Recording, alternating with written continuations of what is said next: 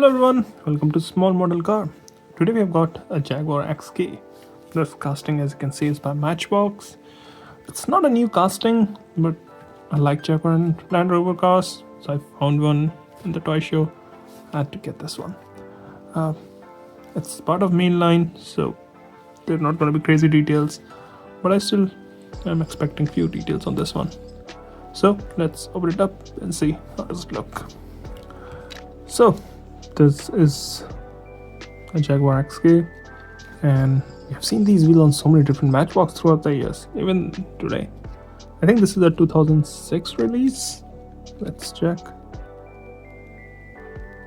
Yeah, somewhere around that. It says XK 2006, 2005 metal, so it might be that release.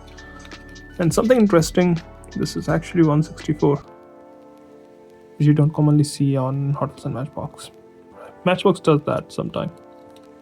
Now, coming to the front, you've got nice details here, especially for a car from that time. You've got painted headlamp, you've got the detailed grille. You can see the place for the fog lamp, though that's not detailed. You've got both the mirrors. No windshield wiper though. Now, back to the driver's side. XK was the predecessor for the F-Type, and I think it made that V8 engine famous, that noise and everything, which sounded really cool. And then they had a lot of different cars based on the XKR, which was even crazier. Back to this diecast. I like the paint. The blue looks really good, and I think Matchbox did a F-Type in the same color too. Interior is finished in gray. I like to say it's a very light shade of gray, very close to white actually.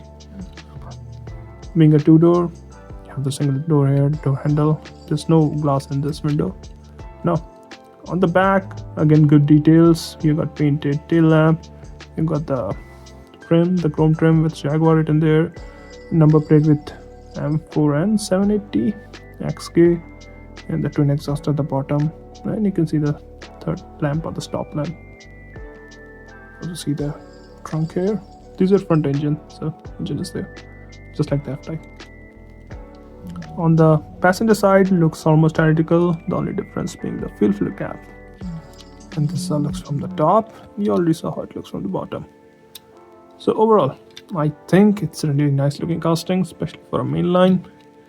And yeah, it will go really good with the rest of my Jaguars. So I don't know if you're a fan of Jaguar Land Rover or just regular Matchbox car, good looking Matchbox mainline. If you can find one, I think you should get this. Well, those are my thoughts. Thanks for watching. Have a good day.